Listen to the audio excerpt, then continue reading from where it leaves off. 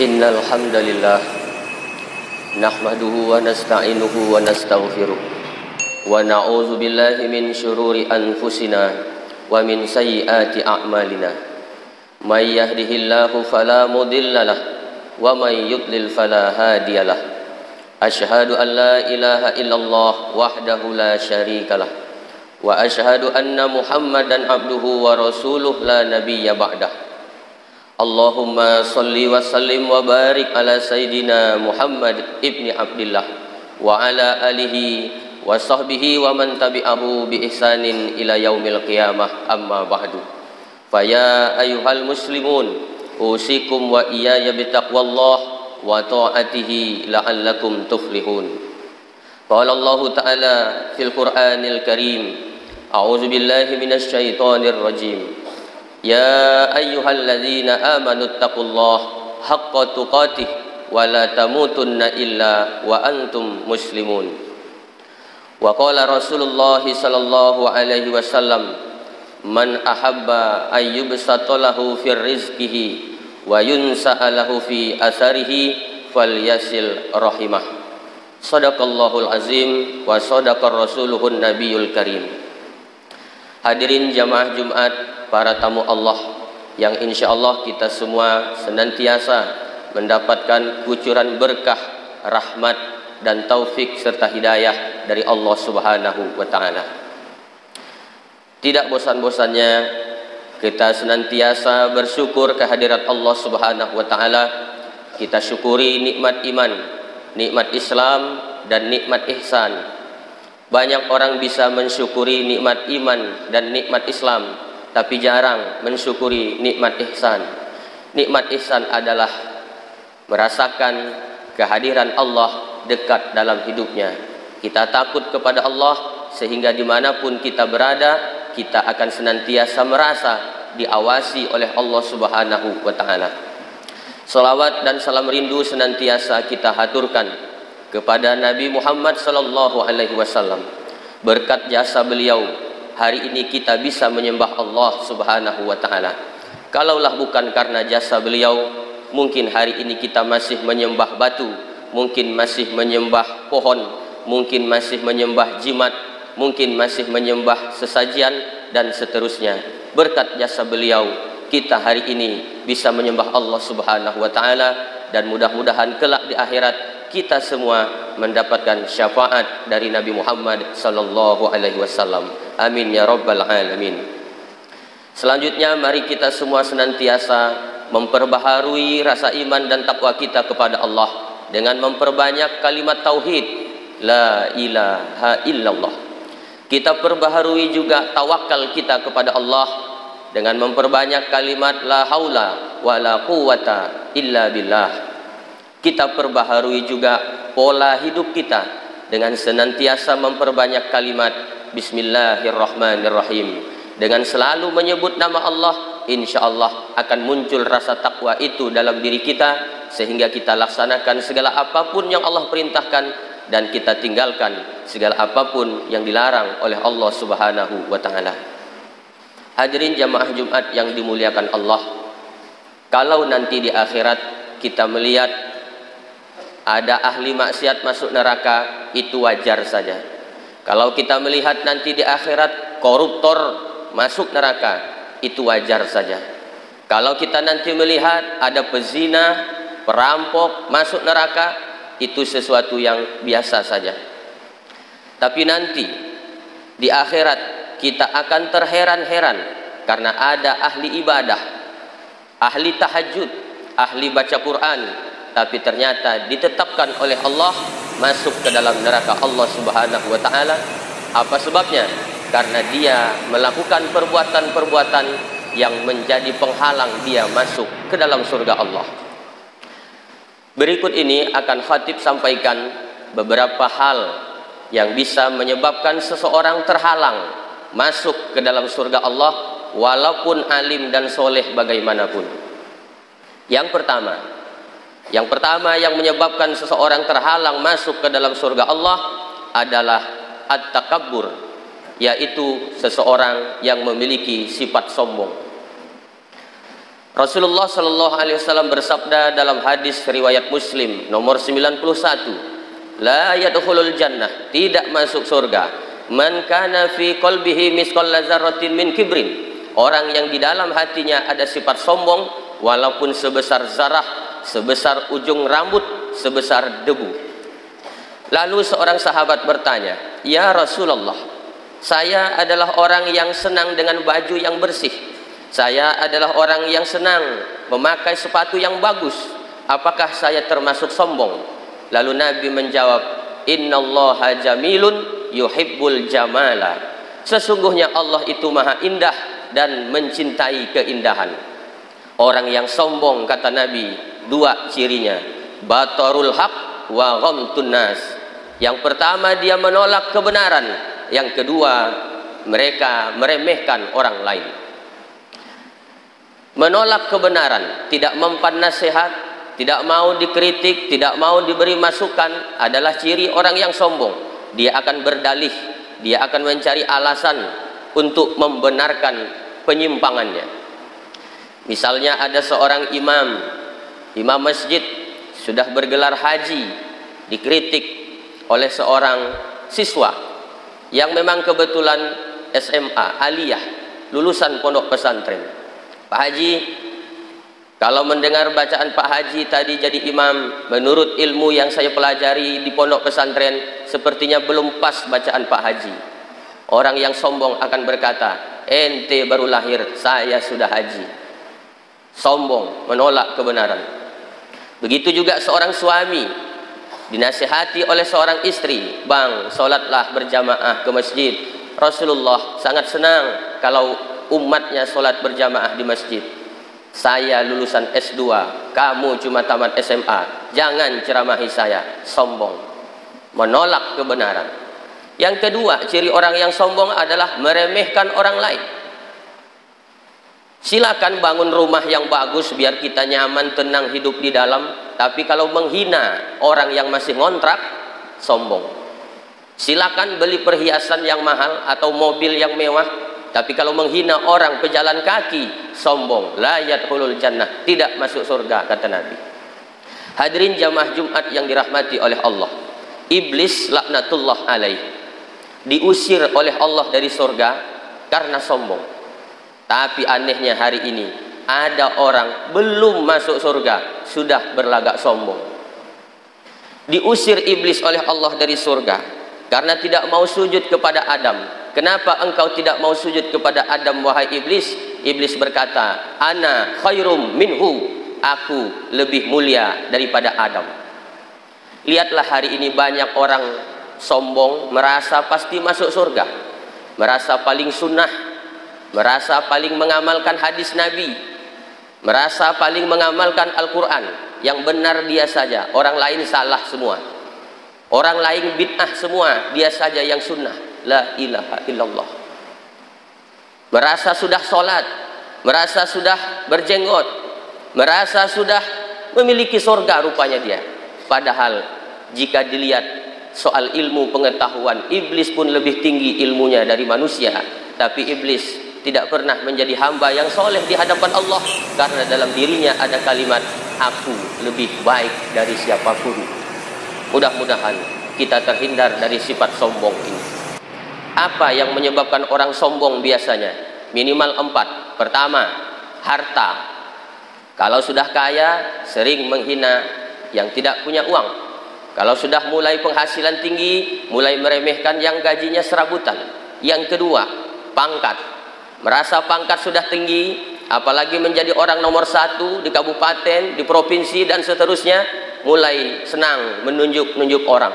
Kalau nyuruh pakai emosi, pakai marah-marah. Sombong, pangkat jabatan bisa membuat orang sombong.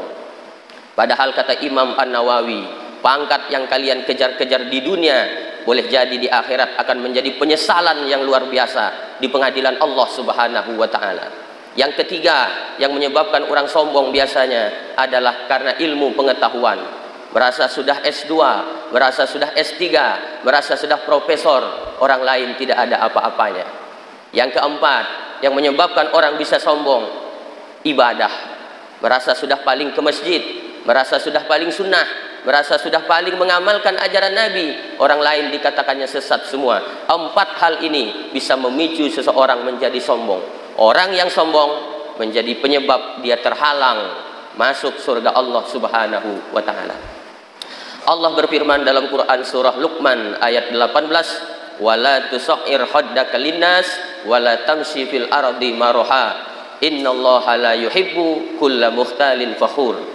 Janganlah kalian memalingkan muka dari manusia karena sombong, dan janganlah berjalan di muka bumi dengan angkuh. Sesungguhnya Allah sangat benci kepada orang yang sombong lagi membanggakan diri. Yang kedua yang menyebabkan seseorang terhalang masuk surga adalah tarkud duyun, matinya masih meninggalkan hutang. Suatu ketika didatangkanlah jenazah kepada Nabi Shallallahu Alaihi Wasallam. Hadis ini riwayat Bukhari. Sahabat minta jenazah ini disolatkan kepada Nabi. Lalu Nabi bertanya, apakah jenazah ini masih meninggalkan hutang? Dia menjawab, iya, 3 dinar jumlahnya. Kata Nabi, kalian saja yang solatkan, saya tidak mau. Berkatalah Abu Qatadah, tolonglah ya Rasulullah, solatkanlah dia, hutangnya biar aku yang menanggungnya. Baik, kata Nabi. Barulah disolatkan oleh Nabi Shallallahu Alaihi Wasallam. Dari hadis ini kita bisa tahu betapa Nabi benci, betapa Nabi tidak menyukai orang yang meninggal masih meninggalkan hutang. Oleh sebab itu setiap kali jenazah ingin dimakamkan, maka ahlul bait atau ahli waris berkata, kalau selama hidupnya dia ada hutang, baik hutang materi ataupun hutang janji yang belum ditunaikan, hubungilah ahli keluarganya. Karena mau sesoleh apapun, sealim apapun, kalau mati masih meninggalkan hutang, Nabi Shallallahu Alaihi Wasallam pernah bersabda, yaghfiru lisyahidi kulla dzambin illa dain. Semua dosa orang yang mati syahid diampuni oleh Allah illa dain, kecuali matinya masih meninggalkan hutang. Hadirin jamaah Jumat rahimakumullah. Jadi kalau kita punya hutang berapapun jumlahnya, hanya 1.000 Pak, 1.000 tetap hutang. Hanya 500 rupiah Pak, 500 rupiah tetap hutang, bayar. Dia sudah lupa, mungkin kita yang ingat bayar. Jangan sampai masuk neraka gara-gara 1.000. Jangan sampai masuk neraka gara-gara 500 rupiah, bayar. Orang yang korupsi 1 miliar masuk neraka, mungkin masih keren 1 miliar. Jangan sampai masuk neraka gara-gara 1.000 rupiah. Na'udzubillah. Oleh karena itu kita bayar hutang kita, baik hutangnya yang sifat materi, barang berwujud, ataupun yang sifatnya janji. Al-wa'du dainun. Janji adalah hutang. Para pejabat, anggota dewan, kepala daerah yang masih punya janji kepada rakyat, tunaikan sebelum ajalmu datang. Kalau tidak, engkau akan dituntut di pengadilan Allah Subhanahu wa taala oleh rakyat satu kabupaten, oleh rakyat satu provinsi, bahkan oleh rakyat seluruh Indonesia ini. Kemana kita mau bertanggung jawab? Bayar hutang itu. Dan tidak akan selamat di akhirat kalau matinya masih meninggalkan hutang. Yang ketiga, yang menyebabkan seseorang terhalang masuk ke dalam surga Allah Subhanahu wa taala, yaitu qati'ur rahimin, yaitu mereka yang memutuskan tali silaturahim. Hadirin jamaah Jumat yang dirahmati oleh Allah, kita sudah memasuki menjelang pilkada. Berbeda pilihan biasa saja, berbeda dukungan biasa saja. Jangan sampai putus silaturahim. Jangan sampai putus silaturahmi kita. Rasulullah Shallallahu Alaihi Wasallam bersabda dalam hadis riwayat Muslim, la yadkhulul jannah qati'ur rahimin. Tidak masuk surga orang yang memutuskan silaturahim. Kita manusia makhluk zon politikan, makhluk sosial. makhluk yang tidak bisa hidup tanpa orang lain. Sehebat apapun kita pasti memerlukan orang lain. Kita perlu pertolongan orang lain. Makanya jangan jahat sama orang, apalagi dengan tetangga sebelah rumah kita. Kalau kita kesulitan, kalau kita dapat musibah, kalau kita dapat kesusahan, bukan tetangga jauh yang pertama kali menolong kita, tentu adalah tetangga yang terdekat kepada kita. Orang yang mati-matian kita dukung, mungkin mereka sekarang sudah berkawan. Dulu mereka berlawan, sekarang mereka berkawan. Dulu mereka berkawan, sekarang mereka berlawan. Sementara kita di kampung sudah puluhan tahun tidak teguran. La ilaha illallah.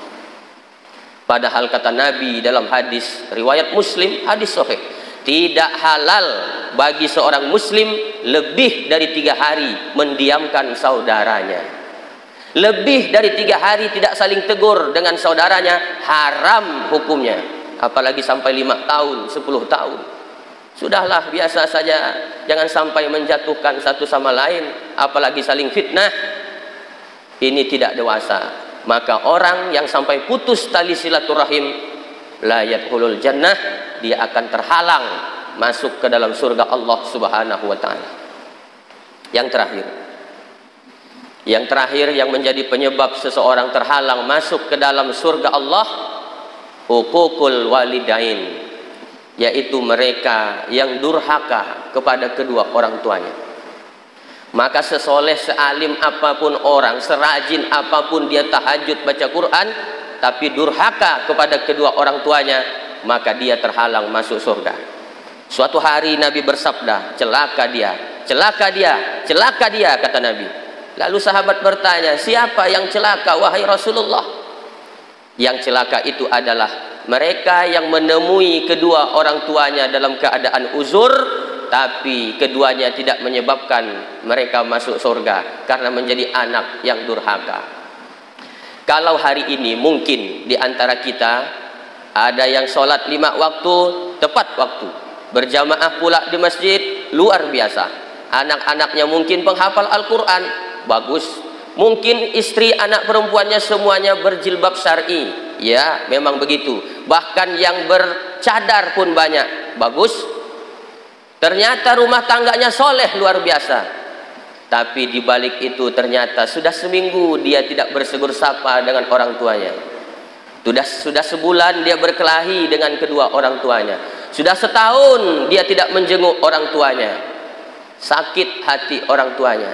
Ketika orang tuanya mau minjam duit, nah adakah duit 50.000, ibu mau beli kue buka puasa. Sebentar ya ma, saya tanya ibu saya dulu.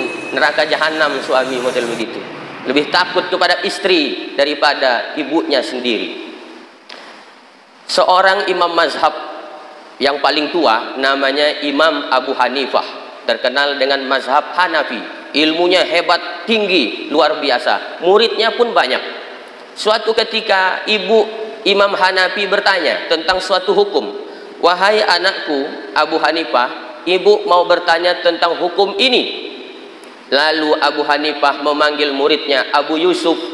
Wahai muridku Abu Yusuf, tolong kau jawab pertanyaan ibuku ini, aku tidak bisa. Lalu Abu Yusuf pun terheran-heran. Wahai imam, engkau adalah ulama besar, ilmumu luar biasa. Saya tidak ada apa-apanya dibandingkan ilmumu wahai imam. Kenapa saya yang disuruh menjawab? Lalu Imam Abu Hanifah membacakan surah Al-Isra, wakhfid lahuma janahazul liminar rahmah wa qur rabbirhamhuma kama rabbayani shaghira. Rendahkanlah dirimu di hadapan kedua orang tuamu dengan penuh kasih sayang. Kalau saya yang menjawabnya, kata Abu Hanifah, saya khawatir dianggap menggurui orang tua saya. Makanya engkau saja muridku untuk menjawabnya. Hadirin, bayangkanlah sekelas Imam Abu Hanifah yang ilmunya luar biasa tidak berani memposisikan dirinya sebagai guru di hadapan kedua orang tuanya. Sedihnya kita hari ini, ada orang baru hafal 2-3 hadis, itu pun belajarnya lewat YouTube, tapi kasar ngomong sama orang tua. Orang tua dikafir-kafirkan, dibid'ah-bid'ahkan, disesat-sesatkan, meleleh air mata orang tua. Bukan begitu manhaj salaf. Salafus soleh Imam Abu Hanifah, tabi'in, bertemu dengan sahabat Nabi, akhlaknya luar biasa kepada kedua orang tuanya. Maka anak yang durhaka, sesoleh apapun dia, bisa menyebabkan terhalang masuk dalam surga Allah Subhanahu wa ta'ala. Demikianlah 4 poin yang dapat khotib sampaikan pada khutbah kali ini. Mudah-mudahan menjadi peringatan bagi kita semua supaya 1. Jangan sombong. 2. Kalau punya hutang segeralah lunasi. 3. Jangan sampai putus silaturahim, apalagi hanya karena hal-hal yang sepele. Yang dianjurkan adalah silul arham, kita sambung tali silaturahim. Yang keempat, jangan sampai durhaka kepada kedua orang tua kita. Mudah-mudahan di akhirat kita semua masuk dalam surga Allah Subhanahu wa ta'ala. Amin ya rabbal alamin. Barakallahu li wa lakum fil Qur'anil azim wa nafa'ani wa iyyakum bima fihi minal ayati wa dzikril hakim wa taqabbalallahu minna wa minkum tilawatahu innahu huwas samiul alim. Aqulu qawli hadza fastaghfiruhu innahu huwal ghafurur rahim.